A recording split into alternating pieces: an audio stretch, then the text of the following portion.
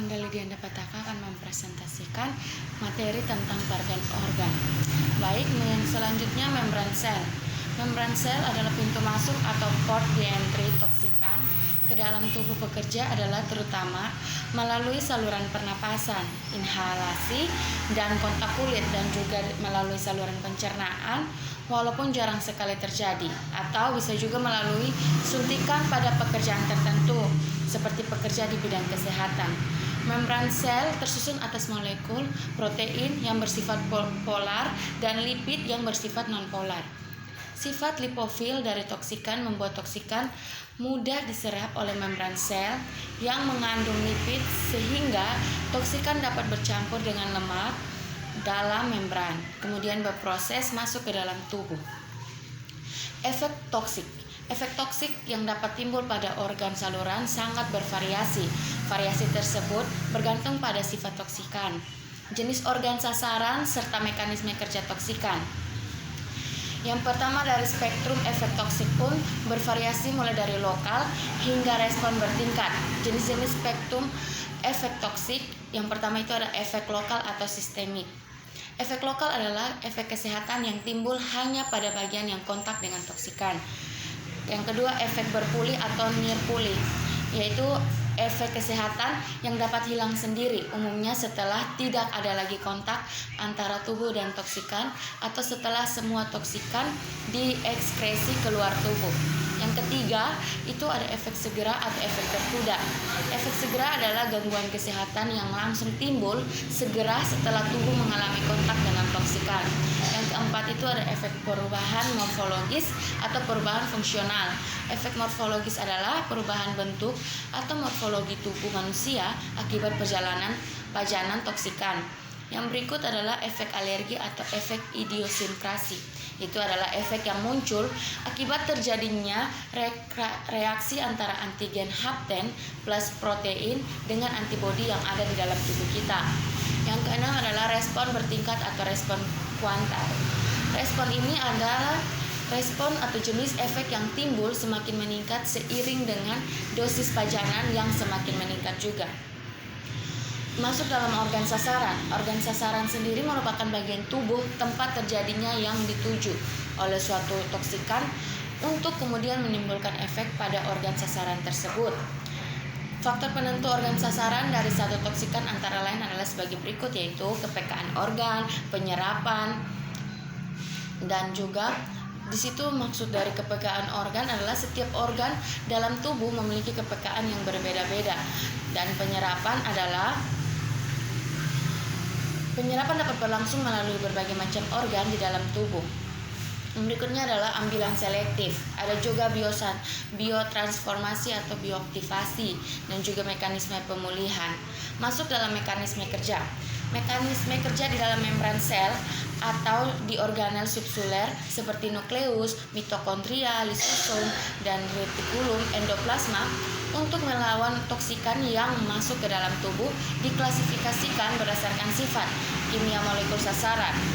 Klasifikasikan tersebut adalah sebagai berikut. Ada protein, koenzim, lipid, asam nukleat, dan lain-lain berupa mekanisme hipersensitivitas seperti korosif, sumbatan, dan reseptor. Masuk dalam toksikologi ginjal, anatomi dan fisiologi ginjal. Ginjal berjumlah 2 buah, 1 pasang, dan pada setiap orang. Ginjal terletak pada bagian retroperitoneal. Ginjal manusia berukuran 11 x 6 x 2,5 cm dengan berat 150 x 2 gram atau 0,5% dari berat badan. Ginjal terdiri atas bagian korteks dan medula. Fungsi ginjal. Ginjal memiliki fungsi ginjal esensial untuk mempertahankan kehidupan dengan cara enzimasi metabolit melalui urin, khususnya eliminasi nitrogen dari metabolisme protein dan mengatur homeostasis, yaitu dengan menjaga keseimbangan asam basa, keseimbangan elektrolit, serta keseimbangan volume cairan ekstrasel. Masuk dalam patofisiologi kelainan ginjal. Nefrotoksikan umumnya menyerang nefron yang terletak dalam bagian korteks karena korteks adalah bagian terbesar dari ginjal yang menerima sekitar 85% aliran darah yang melalui ginjal. Kelainan pada nefron dapat berupa degenerasi, nekrosis, atau cedera. Kelainan ini dikenal sebagai nefrosis atau nefropati. Berikut masuk dalam toksikan ginjal di pekerjaan. Toksikan yang menimbulkan kelainan ginjal disebut sebagai nefrotoksikan. Dengan kata lain adalah organ sasaran nefrotoksikan adalah ginjal. Nefrotoksikan sangat banyak berada di lingkungan pekerjaan. Toksikan ginjal bermacam-macam bentuk dan senyawanya. Masuk dalam efek kesehatan yang disebabkan oleh nefrotoksikan. Nefrotoksikan ini manifestasi klinik nefrotoksikan oleh toksikan antara lain adalah poliuria, oliguria, anuria, glukosuria, proteluria, hematuria, hiponatremia. Di antaranya yang paling sering terjadi adalah gagal ginjal akut yang ditandai dengan penurunan kecepatan filtrasi glomerulus. Penurunan GVR banyak penyebabnya. Salah satunya adalah akibat bacaan toksikan melalui mekanisme antara lain seperti berikut, yaitu merusak tubulus, gampalan tubulus yang lepas menimbulkan obstruksi tubular, mengubah hemodinamika intraneral yang menimbulkan vasokonstriksi, menyebabkan hipoksia medular, dan mengubah fungsi glomerulus yang berakibatnya terjadi penurunan GVR. Deteksi dan evaluasi. Gejala kerusakan ginjal antara lain sebagai berikut. Yang pertama, gangguan miksi dalam volume urin, yaitu anuria, tidak keluar urin, atau oliguria, produksi urin berkurang, atau yang jarang terjadi yaitu poluria, produksi urin meningkat. Yang kedua adalah edema karena hipoalbuminemia atau kekurangan albumin dalam darah yang diakibatkan disfungsi glomerulus atau sindrom nefrotik. Yang ketiga yang berikutnya ada hipertensi dan juga anemia. Air seni abnormal indikator kerusakan ginjal antara lain adalah sebagai berikut, yaitu albuminuria atau proteinuria dan globulinuria, mioglobin atau hemoglobin, dan yang lain-lainnya. Cara deteksi dan evaluasi dampak gangguan kesehatan ginjal yang merugikan akibat pajanan nefrotoksikan dapat dilakukan secara in vivo dan atau in vitro, mulai dari pemeriksaan urin hingga biopsi. Berikut beberapa cara deteksi dan evaluasi dampak kesehatan akibat toksikan ginjal itu adalah termasuk volume urin, osmolalitas, pH, dan komposisi urin seperti elektrolit, glukosa, dan juga protein. Masuk dalam toksikologi hati, anatomi dan morfologi hati. Hati merupakan organ terbesar yang ada dalam tubuh manusia. Hati juga terdiri atas sekelompok sel sekitar arteri serta vena hepatika.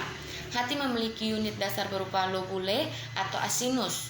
Lobule atau asinus memiliki diameter sebesar 1-2 mm dengan panjang beberapa meter. Satu organ hati manusia tersusun atas 50.000 sampai 100.000 unit sinus.